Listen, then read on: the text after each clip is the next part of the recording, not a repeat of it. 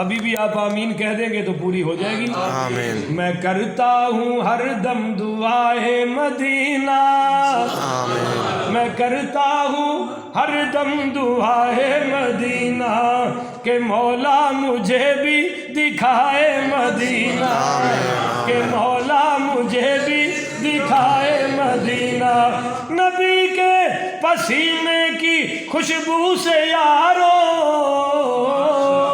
نبی کے پسینے کی خوشبو سے یارو معطر ہے اب تک ہوائے مدینہ.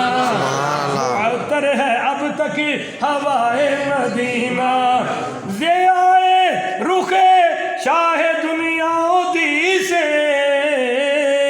ضیائے رخ شاہ دنیا دی سے منور منور فضائے مدینہ. منور منور فضائے مدینہ.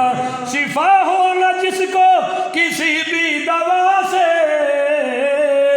شفا ہو نہ جس کو کسی بھی دوا سے ذرا لے وہ کھا کے شفائے مدینہ. ذرا بولے ذرا لے وہ کھا کے شفائے مدینہ. توجہ کریے گا، توجہ.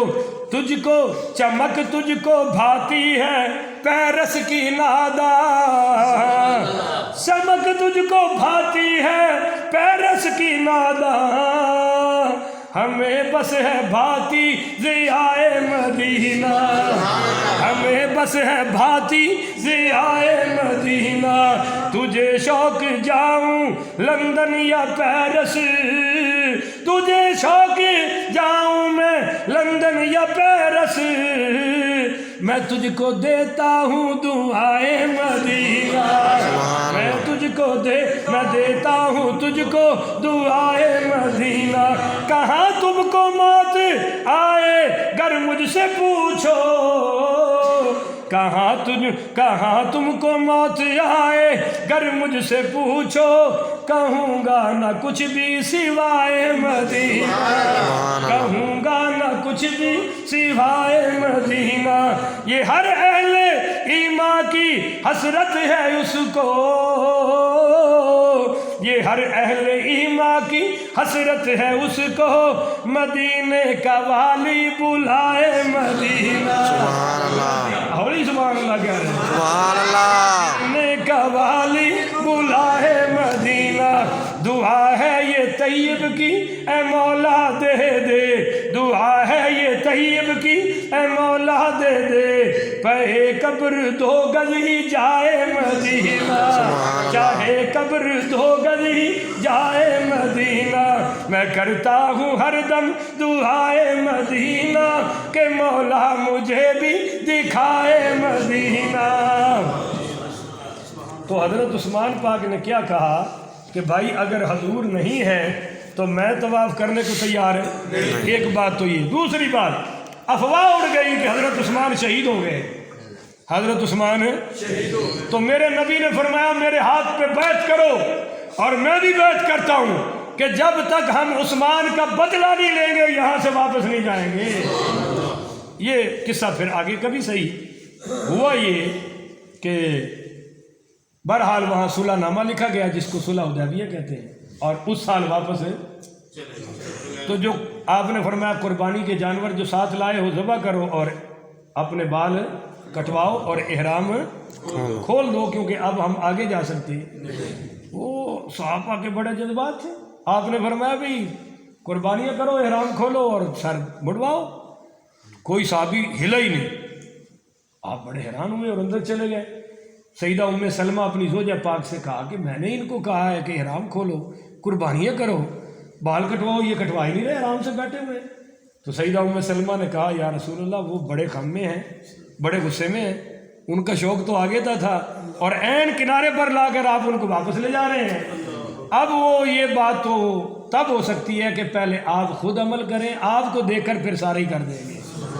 پھر حضور نے جب وہ بال کٹوائے، احرام کھولا، تو پھر صحابہ نے بھی سب نے اگلے سال پھر عمرۃ القضاء پہ آئے. اللہ نے اجازت دی کہ اب جاؤ، اب جاؤ. اب صحابہ کہنے لگے جی پچھلی بار ہم گئے تھے اور انہوں نے روک دیا، اب بھی اگر وہ روک دیں تو نہ ہمیں لڑنے کی اجازت ہے، یہ بھی ہمارے لیے ہے، مکہ میں ہم نہیں لڑ سکتے، یہ قانون بھی ہمارے لیے ہے، اور مہینہ بھی محترم ہے، محرم ہے، حرمت والا ہے، اس میں بھی ہم لڑ سکتے، یہ بھی پابندی ہم پہ ہے۔ اور اگر ہم حرم میں پہنچ بھی جائیں اور وہ حرم میں ہی ہم سے لڑائی شروع کر دیں تو حرم میں ہم لڑ سکتے، یہ بھی پابندی۔ تو اب ہم کیا کریں؟ اس سال ہمارے ساتھ کیا ہوگا؟ اللہ نے پھر یہ آیت اتاری، وَقَاتِلُوا فِي سَبِيلِ اللَّهِ، اب تمہیں واپس آنے کی ضرورت نہیں ہے، تم بھی اللہ کی راہ میں قتال کرو۔ قاتلو کا لفظ ہے، کس کا؟ اللہ نے پتہ سی نا بھی طاہر اشرفی ورگے بے ایمان بھی تے آنے نے جنہیں قتال اور جہاد کا مطلب غلط کرنا ہے، تو لفظ قتال اللہ نے استعمال کیا، قتل کرو ان لوگوں کو الذین یقاتلونکم، جنہوں نے تمہیں قتل کیا ہے، ولا تعتدوا، ہاں زیادتی، ان اللہ لا یحب المعتدین، اللہ زیادتی کرنے والوں کو پسند ہے، یعنی اگر وہ نہ لڑے تو پھر تم نے لڑنا۔ اچھا ابھی کہاں لڑے؟ جو یہ تھا کہ جی وہ تو حرم آ جائے گا، یہ آ جائے گا، تو فرمایا وَقْتُلُوهُمْ حَيْثُ ثَقِفْتُمُوهُمْ، جہاں بھی وہ تمہیں ملے انہیں قتل کرو، جہاں بھی انہیں ملے تم انہیں قتل ہے۔ یہ بات اصل میں نہیں ہے، پر یہ صحابہ دا دل ٹھنڈا کرنے والے پہلے گالے کی تھی، جتھے بھی لب جان لمبے بغیر چڑھ جائے، جتھے بھی لب جان لمبے، کوئی مسئلہ نہیں ہے۔ ساتھ ہی فرمایا وَأَخْرِجُوهُمْ مِنْ حَيْثُ أَخْرَجُوكُمْ، انہیں ان کے گھروں سے نکال دینا جیسے انہوں نے تمہیں تمہارے گھروں سے نکالا ہے، میں اللہ تمہیں اجازت دے رہا ہوں۔